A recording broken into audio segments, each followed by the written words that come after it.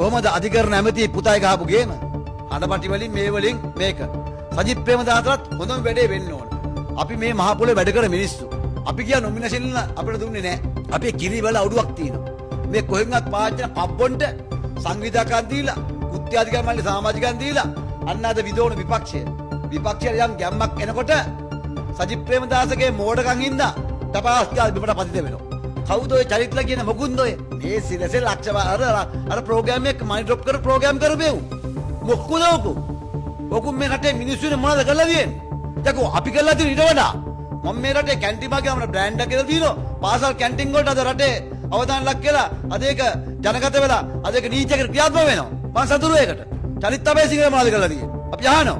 සජිත් ප්‍රේමදාසලා මහල්ලා උඩු තියාගෙන ඉන්ටර්වල් වලට යවලා අරවට යවලා මේක කළා. අද මුළු විපක්ෂෙම සම්පූර්ණ අගතියක් බාටපත් කළ මේ අපතේ හින්දා ඩීල් දාස මම ගරුකර දේශපාලනඥයෙක් විජේදා රාජපක්ෂ අපි පහුගිය කාලේ මිහින්තලේ හාමුදුරුවෝගේ ප්‍රශ්න විලා අපි ගියා හම්බෙන්න. අපි හිතුවේ නෑ මේ අප්පුවා මෙහෙම කෙනෙක් කියලා. අපි හිතුවේ හොඳ ජාතික නායකයෙක් කියලා.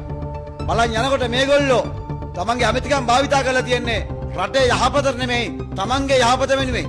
තමන් හදපු අල්ලස් දූෂණ පනතරම තමන්ගේ පුතා මාට්ටු. දැන් මට පේන්නේ තාත්තත් මාට්ටු රහස්‍යයක් තියෙනවා. හරිද? ඒ නිසා මේවා මේ රටේ ඇත්තටම මේ ආණ්ඩුවට ස්තුතිවන්ත වෙනවා මේවා සම්බන්ධ නීති ක්‍රියාවක් කියන සම්බන්ධව.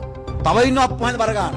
ඒ නිසා අල්ලස් දූෂකම සභාවට කියනවා මේක වගේම මහින්ද රාජපක්ෂගේ ආණ්ඩුවේ මහින්ද මහත්තයා වටේ හිටපු මේ අප්පුහාමිලටත් වහාම දැඩි ඉක්මනින් මේ නීති ක්‍රියාත්මක කරන්න කියලා ඉක්මන කරන නිසා ආණ්ඩුවට අල්ලස් කොමිසමට ස්තුතිවන්ත වෙනවා මේ ක්‍රියාමාර්ග අරගෙන මේ දේවල් හිරිකිරීම සම්බන්ධව නැත්තම් චරිත් අබේසිංහල පුතු අප්පොච්චියෝ හිටියේ නිකන් මතු බුදු වෙන්න ඔන්න මෙන්න කියා හිටියේ. සජිත් ප්‍රේමදාසලත් හරිම ලොකු හිටියේ. අපි නිකන් මොක්කුදයි වුණේ. ඒ නිසා අපි සජිත් ප්‍රේමදාසල කියනවා. ඔයා ගාවින කබ්බෝ. හරිද? ඔයා ගාවින කබ්බොන්ට වඩා දෙයක් මේ රට අපි කරලා තියෙනවා.